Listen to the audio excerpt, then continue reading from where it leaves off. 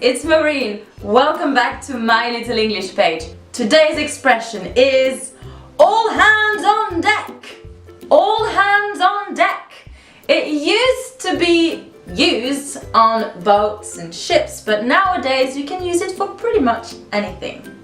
And it means that all of the members of a team or a group are necessary.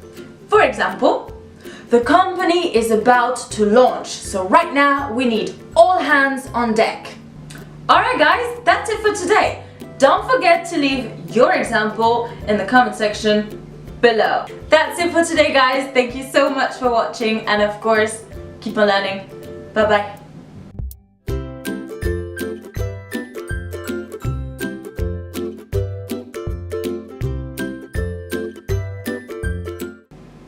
Oh, I still have red from the previous video.